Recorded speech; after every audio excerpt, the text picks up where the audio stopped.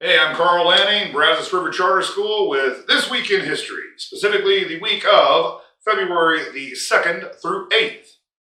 Well, first thing we have is two of either the luckiest or unluckiest people on Earth. I guess it depends on how you want to look at it. This is Elizabeth Fowler. She was born February 2nd. The other fellow will be Mr. Sullivan, who was born February 7th, and we will get to him in just a moment. Miss Fowler in 1954 became, as far as we know, the first woman ever to be struck by a meteorite. An 8-pound meteorite came through her roof while she was taking a nap on a couch. She lived in Alabama at the time. Hit this radio console, then bounced off of a table, and then hit her, causing that bruise. So, as far as we know, she's the only person that's ever been struck literally by a meteorite, and it's a good thing that the roof and the radio on the table broke the fall on that one. So, then we have Mr. Sullivan. Roy Sullivan was a park ranger for 30 years, and over the course of his career, he was struck by lightning 7 times and survived. There were never any witnesses who actually saw him being struck. However, whenever he would report that it happened, they always said that there had been storms in the area, and he kind of had some sort of proof when he came back, like the hat that's in his hand, a piece of clothing that was burned, his eyebrows would be missing, or in one case, a big toe was blown off. Not surprisingly, Mrs. Sullivan's most detested song was Stand By Your Man. All right, not a good joke. Anyway, on February the 6th of 1895, George Herman Babe Ruth was born. Ruth either held or shared 60 major league records at one time or another. Most are aware of the man's hitting prowess, however, don't realize that early in his career he was an outstanding pitcher. They moved him to the outfield because they needed his bat. As far as pitching goes, he threw 29 consecutive scoreless innings. Of course, his single season and career home run records were eventually eclipsed by Barry Bonds. I may stir up a little controversy here, but I don't think so. To me, it's pretty obvious that Mr. Bonds had a little help in getting this particular record. Call it with various forms of steroids, etc. One of the greatest banners I ever saw at any baseball game. This was hanging. Ruth did it on hot dogs and beer. Aaron did it with class. How did you do it? I think that's a fair question for Mr. Bonds. February 4th of 1902, Mr. Charles Lindbergh was born. Most people know Lindbergh as the man who became the first person ever to fly solo nonstop across the Atlantic Ocean in 1927. This was quite a feat in 1927. That's literally kind of like going to the moon. The flight was 3,600 miles long or so, New Jersey to Paris, about 34 hours. Truly a spectacular demonstration of his flying abilities as well as the engineering of the Ryan company who built the aircraft.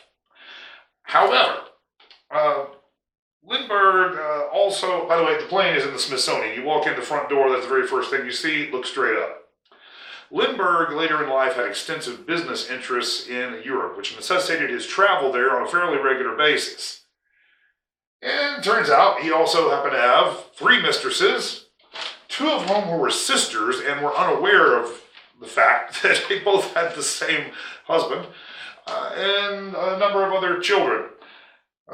Once on one of these trips back and forth to Germany, the pilot of the airliner that he was on introduced Lindbergh to the passengers, and Lindbergh stood and acknowledged the crowd and sat back down. The stewardess came up to him and essentially said, Mr. Lindbergh, we're very honored to have a man of your great accomplishment on board. If there is anything that I can do for you, please let me know.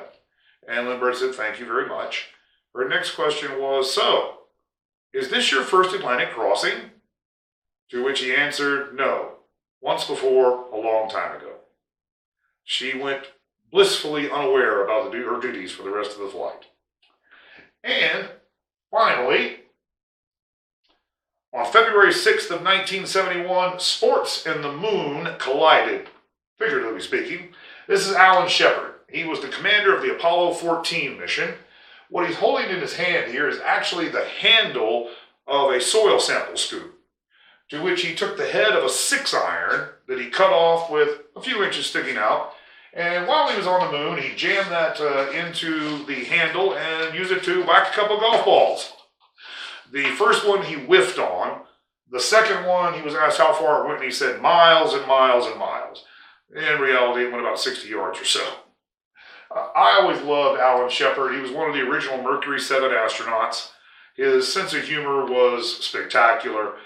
He was the second man to go into space, the first American. What I would say is humor, when he went to, NASA had a demonstration of the Redstone rocket that was going to be used to take the first couple of Americans into space. Unfortunately, the Redstone rocket had a nasty tendency to explode. That's what happened on this test with all 7 of the Mercury 7 astronauts standing there watching. Shepard turned to Glenn and said, well, I'm glad NASA got that out of the way. That was a good one. He was asked later after his first flight what was going through his mind while he was sitting on top of the rocket.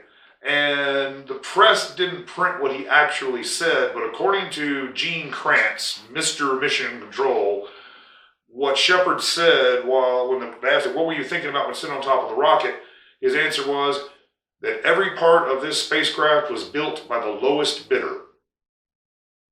That would be a little frightening to think of, I suppose, when you're sitting on top of all those explosives. Anyway, well, that's it for this week in history. However, just to let you know what's coming up, next week we will find out why this lady had to face this firing squad. And should she have had to? Anyway, I'm Carl Lanning. This is Brazos River Charter School, and we look forward to seeing you right here next week.